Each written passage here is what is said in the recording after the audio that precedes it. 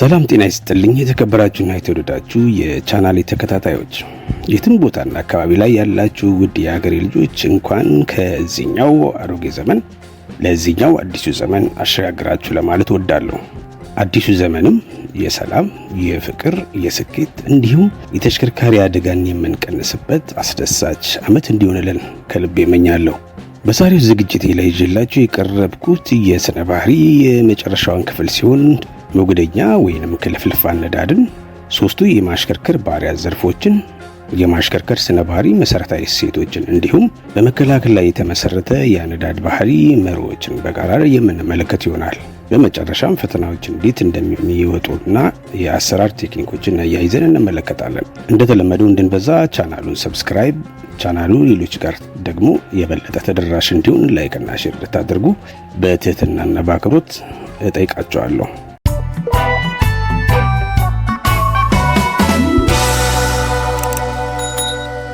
ቀዳሚ ወደሆነው ርዕስ ስገባ ሞገደኛ ወይም ክልፍልፍ አነዳድን እናገኛለን። ሞገደኛ የሚባለው ሐሳብ ሲብራራ ይህን አንድምታ ይሰጠናል። ሞገደኛ ማለት በተደጋጋሚ በመጥፎ በቸለተኝነትና በተረበሸ ስሜት ውስጥ ሆኖ የማሽከርከር ውጤት ነው። መሆኑም እነዚህ መልካም ያልሆኑ ስሜት ያላቸው አሽከርካሪዎች የሚከተሉት መገለጫዎች አሏቸው። አንደኛ፣ አልኮል፣ አደንዛዥ ወስዶ ማሽከርከር። ይህም ሁኔታ የአሽከርካሪውን አካላዊ ቅልጥፍና፣ ትኩረትና ንቃት በመቀነስ ለአደጋ የሚዳርጉት ይሆናል። ሁለተኛ፣ ተናዶ ተቀጥቶ በእልህ ስሜት ውስጥ ሆኖ ማሽከርከር። እነዚህ በአንድ ላይ ሲጠቃለሉ ኃይለ ስሜታዊ ውጥረት የሚባሉ ሲሆን አሽከርካሪው ከራሱ ትክክለኛ ስሜት ወይንም ከቀልቡ ጋር እንዳይሆን በማድረግ ትኩረት እንዲያጣና ለአደጋ እንዲዳረግ ያደርጉታል። ሶስተኛ፣ በፍርሃትና በጭንቀት ውስጥ ሆኖ ማሽከርከር። እነዚህ ደግሞ የአሽከርካሪውን በራስ የመተማመን ችሎታ በማሳጣት አደጋን ተከላክሎና ቀንሶ ለማሽከርከር የሚፈለግበትን ብቃትና ክህሎት እንዳይኖረው ከማድረጋቸውን በተጨማሪም አደጋ እንዲያደርስ ወይንም ደግሞ እንዲደርስበት ያደርጉታል። አራተኛ፣ ሌሎች አሽከርካሪዎች ላይ ተጽዕኖ ማሳደር። ይሄኛው ሁኔታ ደግሞ አሽከርካሪው ያልተገባ ባህሪ በመያዙና በማድረጉ ምክንያት ለአደጋ መንስኤ ሊሆን የሚችልባቸው ሁኔታዎች ናቸው። አምስተኛ፣ በማሽከርከር ሂደት ውስጥ ትኩረትን ሌላ ቦታ ማድረግ። ስድስተኛ፣ በፍጥነት ማሽከርከር። ሰባተኛ፣ ከባድ መድኃኒት ወስዶ በእንቅልፍ በድብርት እንዲሁም በከባድ ህመም ውስጥ ሆኖ ማሽከርከር። ስምንተኛ፣ ትዕግስት ማጣት፣ ግዴለሽነትና ከሌላ ተሽከርካሪ ጋር ፉክክር ውስጥ መግባት። ዘጠነኛ፣ የትራፊክ ህጎችን ግንዛቤ አለመኖር ወይም የትራፊክ ህጎችን መጣስ ናቸው። በቀጣይ የምናገኘው ርዕሳችን የሞገደኛ አነዳድ ፈርጆች ወይም ደግሞ ክፍሎችን ነው። የሞገደኛ አነዳድ ፈርጆች ወይም ደግሞ ክፍሎች የምንላቸው ትዕግስት ማጣት፣ ተጽዕኖ የማድረግ ትግል፣ ግዴለሽነትና የመንገድ ላይ ጸብ ሲሆኑ ቀለል ተደርጎ ሲታይ የአሽከርካሪ አላስፈላጊ ባህሪያት በእነዚህ ሶስት የአነዳድ ደረጃዎች ፈርጆች ወይም ክፍሎች የሚጠቃለሉ ናቸው። የመጀመሪያውን ፈርጅ የተመለከትን እንደሆነ አንድ አሽከርካሪ ትዕግስት አጣ የሚያስብለው ምን አይነት አላስፈላጊ ድርጊት ሲያደርግ ነው የሚለው በጣም ወሳኝ ጥያቄ ነው። ምክንያቱም ስለ ሞገደኛ አነዳድ ፈርጆች ወይም ክፍሎች በብዛት ፈተና ላይ ስለምንጠየቅ ነው። አንድ አሽከርካሪ ትዕግስት አጣ የሚያስብለው ከዚህ በታች የተዘረዘሩትን ያልተገባ ድርጊቶች እየፈጸመ ሲያሽከረክር ነው። አንደኛ፣ የትራፊክ መብራትን አለማክበር ወይም ደግሞ መብራትን መጣስ። ለጥቂት ሰከንዶች ትዕግስት በማጣት የተነሳ አደጋ እንዲከሰት እነዚሁ አሽከርካሪዎች ምክንያት ይሆናሉ።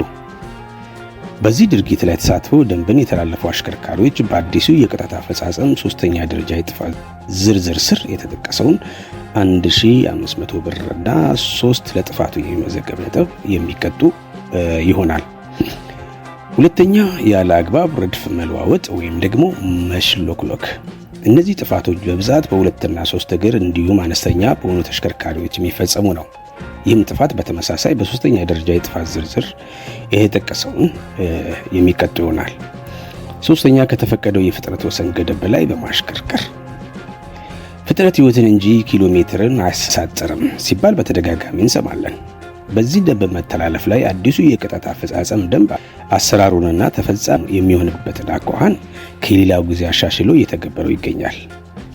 ለዚህም ነው ቅጣቱ በተለያዩ የፍጥነት ደረጃዎች ላይ የተቀመጠው። 4ኛ ከፊት ያለን ተሽከርካሪ በጣም ተጠግቶ ማሽከርከር ወይም ደግሞ ርቀትን አለመጠበቅ። 5ኛ መሻገሪያና ማቋረጫ መንገዶችን መዝጋት። እንግዲህ በደንብ መተላለፍ ውስጥ አንዳንዴ በይቅርታና በምክር የምንታለፋቸው የጥፋት አይነቶች ይኖራሉ። ነገር ግን ማቋረጫን ዘግተን ደንብን የተላለፍን እንደሆነ በምንም አይነት ሁኔታ በይቅርታ አንታለፍምና ጥንቃቄ አድርገን እናሽከርክር። የሞገደኛ ነዳድ ፈርጆች ወይም ክፍሎች ሁለተኛው ተጽዕኖ የማድረግ ትግል ነው።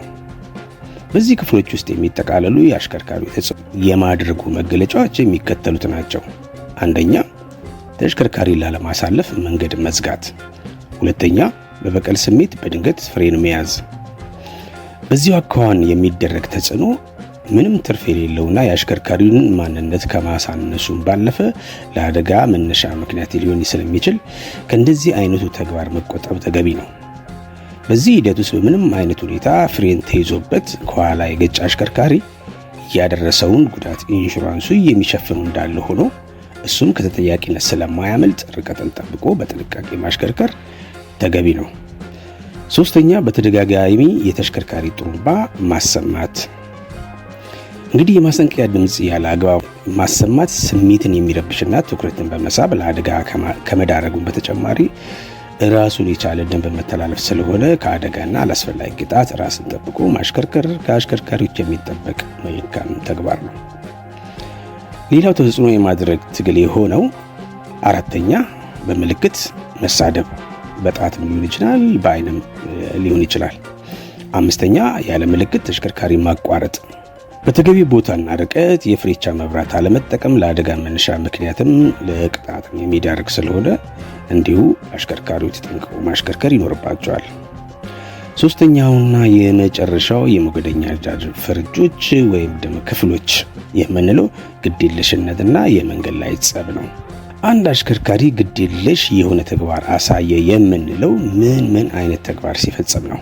1ኛ አነቃቂና አደንዛዥ ዕፅ እንዲሁም በአልኮል መጠጥ ተመርዞ ማሽከርከር። 2ኛ መሳሪያ መደገንና መተኮስ። 3ኛ ተሽከርካሪን በማቆም ከተሽከርካሪ ወርዶ መደባደብ።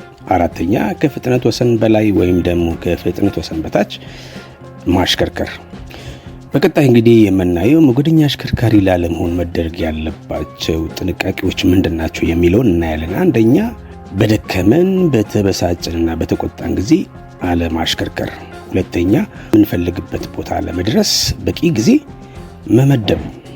3ኛ የጉዞ ፕሮግራምን በስራ መግቢያና መውጫ አለማድረግ። 4ኛ ሊያዘገይን የሚችል ሁኔታ ከተፈጠረ ለምንሄድበት ወይም ደግሞ ለቀጠርነው አካል ማሳወቅ። 5ኛ ረድፍን ላለመልቀቅ ፉክክር ውስጥ አለመግባት። 6ኛ ጸያፍ ስድቦችንና ምልክቶችን ችላ ማለትና ማለፍ። 7ኛ ተሽከርካሪው የሚበዛበት ሰዓት አለመንቀሳቀስ ወይም ደግሞ አማራጭ መንገዶች ካሉ እነዛን አማራጭ መንገዶች መጠቀም። 8ኛ የአይን ለአይን ግንኙነትን ማስወገድ፣ እይታችንን ወደምናሽከረክርበት ብቻ ማድረግ። 9ኛና የመጨረሻው ሳይበሳጩ ዘና ብሎ ማሽከርከርና ቀጣይነት ያለው የትንኮሳ አይነት ሁኔታ ከተፈጠረ ለሕግ አስከባሪ ማሳወቅ። እንግዲህ ከላይ ያየናቸው እነዚህ ነጥቦች ሞገደኛ አሽከርካሪ ላለመሆን መደረግ ያለባቸው ጥንቃቄዎች ናቸው። በመቀጠል ደግሞ ሞገደኛ አሽከርካሪ ሲያጋጥመን ማድረግ ያለብን ጥንቃቄዎችስ ምንድን ናቸው? 1ኛ ፉክክር ውስጥ አለመግባት። 2ኛ ኃይለ ስሜት ውስጥ አለመግባት ወይም ኃይለ ስሜታዊ ውጥረት ውስጥ አለመሆን። 3ኛ ችግሮች ሲፈጠሩ በሰላም ለመፍታት ምንጊዜ መጣር። 4ኛ አለመግባባትን ሊፈጥር ስለሚችሉ የአይን ለአይን ግንኙነትን ማስቀረት። 5ኛ ትኩረት ሰጥቶ የማሽከርከር ተግባርን መፈጸም።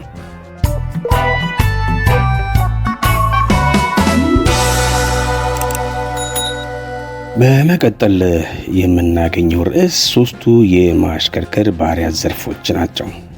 አንድ ሰው የእጩ አሽከርካሪነት ስልጠናውን መሰልጠን ከጀመረበት ጊዜ ጀምሮ በውስጡ ማስረጽና ዘውትር በማሽከርከር ሕይወት ውስጥ መፈጸም ያለበት ትክክለኛና መልካም ተግባሮች እንዲኖሩት የሚያስችሉ ዘርፎች ናቸው። እስቲ አንድ ጥያቄ ልጠይቃችሁና በትኩረት አስባችሁ መልሱ።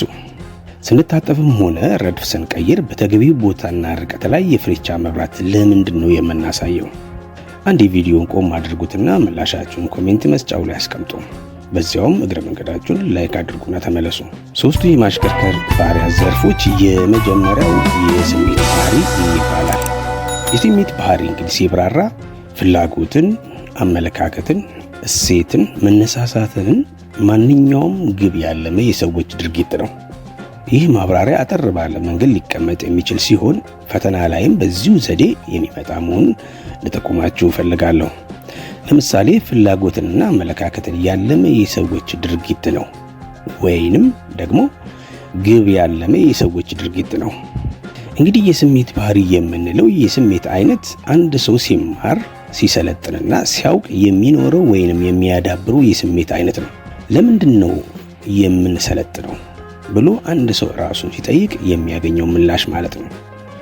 ይህም ማለት ሙያው የሚፈለገውንና የሚጠይቀውን ለመፈጸም ብርቱ ጥንቃቄ የሚፈልጉ ቦታዎችና ሁኔታዎች ላይ ሲደርስ ምን አደርጋለሁ የሚለውን ጠንቅቆ ማወቅና መረዳት፣ እነዚሁኑ ለማድረግ መዘጋጀት። ሁለተኛው የማሽከርከር ዘርፍ የሆነው የመገንዘብ ባህሪ ነው።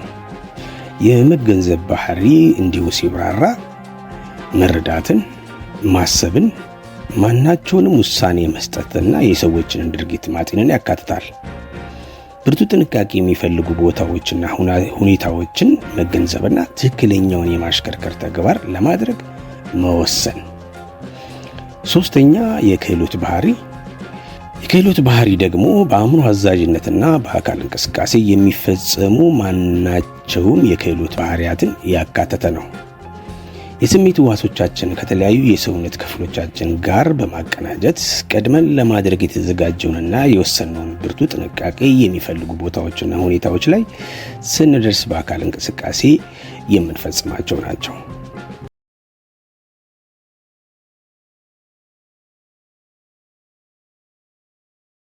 በመቀጠል ደግሞ እሴቶችን እናያለን። እሴቶች የምንላቸው እንግዲህ አሽከርካሪዎች በጥንቃቄ ለማሽከርከር የሚከተሏቸው መሰረታዊ መርሆች የማሽከርከር ስነ ባህሪ እሴቶች ወይንም ደግሞ የማሽከርከር ባህሪ ስነ ባህሪያዊ ዘርፎች የሚባሉ ሲሆን እነሱም 3 ናቸው። አንደኛ ኃላፊነት ማለት አሽከርካሪዎች ለሰዎችና ለራሳቸው ሊኖራቸው ስለሚገባ መልካምና አስደሳች አስተሳሰቦችን የሚያበረታታ እሴት ነው። በመሆኑም ኃላፊነትን የሚያብራሩ 3 ሀሳቦችን በመቀጠል እናገኛለን። አንደኛ ስለሌሎች ማሰብና ስነ ምግባራዊነትን መላበስ። ይህ ማለት ሰዎችን ብቻ በተመለከተ ሃይማኖታዊ መመሪያዎችን በመከተል ሰዎችን የሚያስደስትና መልካም ተግባሮችን መፈጸምን ያካትታል። ለምሳሌ አደጋና ጉዳት ላለመፍጠር መጠንቀቅ፣ የበቀለኝነት ስሜት ላለማሳየት፣ የሌሎችን መብት አለመጣስና ጥፋትን ማመን የሚሉት ናቸው። ሁለተኛ አዎንታዊ ህሊናዊ አስተሳሰብና አእምሯዊ ጤንነትን መያዝ።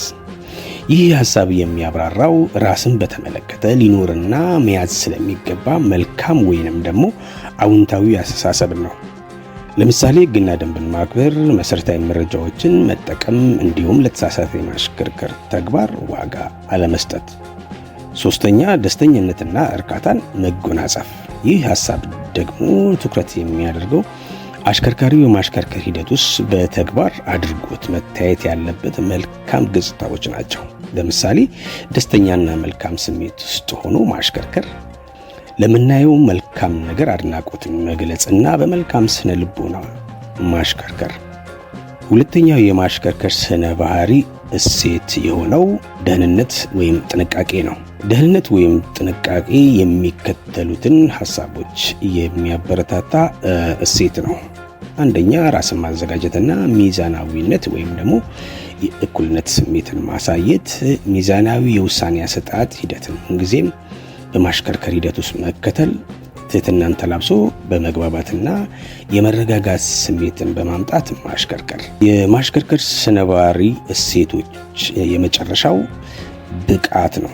ብቃት ደግሞ የሚከተሉትን ሐሳቦች የሚያብራራ ነው። ደንብ ማክበርና በራስ መተማመን፣ ዕውቀትና ግንዛቤን ማዳበር፣ ትክክለኛ ተግባርና ተነሳሽነትን መያዝ ወይም ደግሞ ንቁ ሆኖ የማሽከርከር ተግባርን ማድረግ። በመከላከል ላይ የተመሰረተ የአነዳድ ባህሪ መርሆች። አደጋን ተከላክሎ የማሽከርከር መርሆች የምንላቸው አሽከርካሪው በራሱ ተነሳሽነት አደጋ ሳያደርስ ማሽከርከር የሚችልባቸው ሂደቶች ናቸው። በዚህም መሰረት አሽከርካሪው የራሱን የማሽከርከር ስርዓት ዘውትር በመረዳት በመከታተልና በማረም የአነዳድ ባህሪ የሚያዳብርበትን የመህጎች ወይም ደረጃዎች መከተል አስፈላጊ ነው። አንደኛ ደረጃ 1 መጠንቀቅ። አሽከርካሪው አሉታዊ ወይም ኔጌቲቭ ልምድ አለብኝ ብሎ የማሽከርከር ተግባሩ የሚረዳበት ነው። ለምሳሌ ፍሬቻ በተገቢ ቦታና ጊዜ ላይ የማሳየት ችግር አለብኝ ወይንም ሳሽከርክር እበጥናለሁ ወዘተ ብሎ ያለበትን ስህተት የሚረዳበት ነው። ሁለተኛ ደረጃ 2 መመስከር።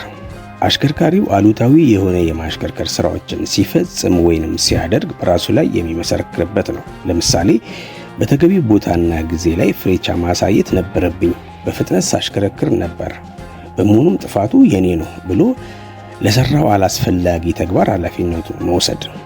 አንድ ሰው ለሰራው ስህተት ኃላፊነቱን ከወሰደ ለማስተካከል ወይም ደግሞ ለመቅረፍ ዝግጁ ነው ማለት ነው። ሶስተኛ ደረጃ 3 መቀየር ወይም ደግሞ ማሻሻል። አሽከርካሪው አሉታዊ የማሽከርከር ተግባር ለማረም የሚወስደው ተግባራዊ እርምጃና የሚያመጣው የባህሪ ማሻሻል ወይም ለውጥ ነው።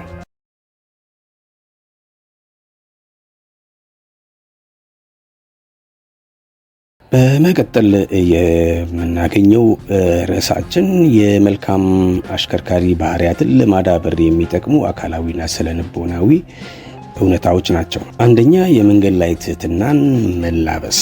ከሌሎች አካላት ወይም የመንገድ ተጠቃሚዎች ጋር የሚፈጠርን ግጭት መከላከልና መቆጣጠር። የማሽከርከር ስነ ምግባርም ወይም ደግሞ መመሪያም በተግባር መተርጎም። ጤናማ የእርስ በርስ ግንኙነት መገለጫዎችን ማዳበር። እንደዚህም ስንል መቻቻል፣ ባይፈልጉም ባይሰማሙበትም ፈቃደኝነትን ማሳየት፣ ማካፈል፣ የራስን ነገር ሌላው ሰው እንዲጠቀምበት መፍቀድ፣ ሩህሩህነት፣ የሌሎችን ችግር እንደራስ መመልከትና ሰውን መርዳት፣ በመጨረሻ መደራደር፣ ለመግባባት ሲባል መጠነኛ የራስ ፍላጎትን መተው። የተከበራችሁ አድማጭ ተመልካቾች የዛሬው ዝግጅት በዚህ ተጠናቋል። በሚቀጥለው ዝግጅት እስከምንገናኝ ድረስ ቻናሌን ሰብስክራይብ እና ላይክ፣ ሀሳብና አስተያየት ካላችሁ ደግሞ ኮሜንት መስጫው ላይ ጻፉልኝ።